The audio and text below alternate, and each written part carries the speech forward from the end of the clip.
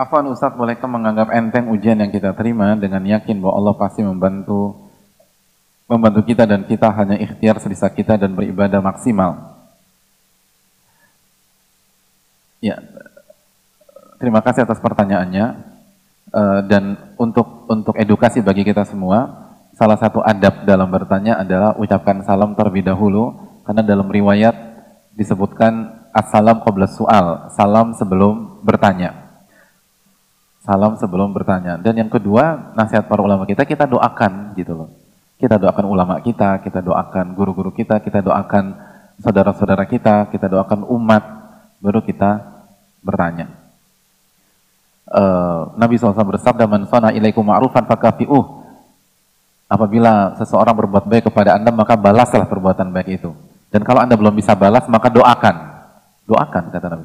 Kita dapat ilmu dari para ulama. Maka jangan lupa doakan ulama-ulama kita. Pada dasarnya kita harus doakan dan kita harus balas. Tapi kalau kita belum bisa balas, kita doakan. Dan salah satu momen mendoakan adalah ketika bertanya. Dan itu kultur ilmu. Dulu para guru-guru kita, para ulama-ulama kita, para masyaikh, itu mengajarkan kita demikian. Tapi mungkin yang bertanya belum tahu atau lupa, nggak apa-apa. Ini proses belajar. Bolehkah menganggap enteng ujian yang kita terima dengan yakin bahwa Allah pasti membantu kita dan kita hanya ikhtiar sebisa kita dan beribadah maksimal? Hadirin Allah muliakan, jawabannya walau ta'ala bisawab, tidak boleh menganggap enteng ujian atau menggunakan diksi yang mengarah ke arah sana, walaupun maksud kita nggak ke sana. Karena penggunaan kata atau diksi itu penting. Penggunaan kata atau diksi itu penting. Dalam hadis yang sahih, Nabi SAW tuh melarang kita menggunakan kata khobutat, khobat gitu. Jangan ucapkan kata khobat. Lalu beliau memberikan solusi ke kata yang sama tapi lebih halus gitu. Artinya seorang mukmin itu harus belajar memilih diksi dan kata-kata. Jadi jangan menganggap enteng ujian dan jangan menggunakan kalimat yang mengarah pada menganggap enteng ujian padahal kita nggak ada maksud ke sana. Karena hadirin Allah muliakan, kalau Allah nggak tolong kita, dan saya rasa maksud penanya bagus ya, makanya beliau mengatakan karena yakin bahwa Allah pasti membantu kita dan kita hanya berikhtiar sebisa kita dan beribadah maksimal.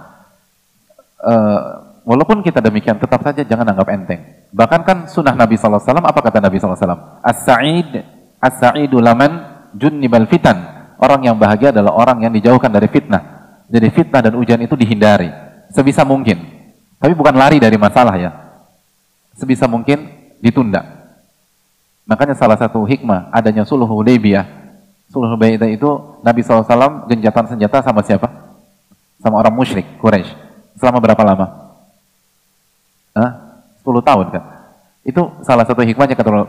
Jadi kalau masih bisa ditunda 10 tahun, kenapa hari ini berhadapan? Gitu. Kalau masih bisa ditunda 10 tahun, kenapa hari ini berhadapan? Itu jadi masalah ujian itu selama masih bisa dihindari. Selama bisa milih yang lebih mudah, jangan milih yang sulit.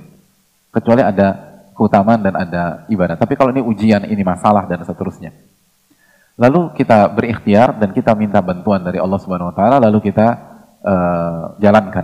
Sebagaimana sabda Nabi SAW, ihris ala ma yanfa'uk wasta'in billah wala ta'jiz. Bersungguh-sungguhlah dalam mengejar yang bermanfaat bagi Anda dan minta pertolongan kepada Allah dan jangan lemah, kata Nabi SAW.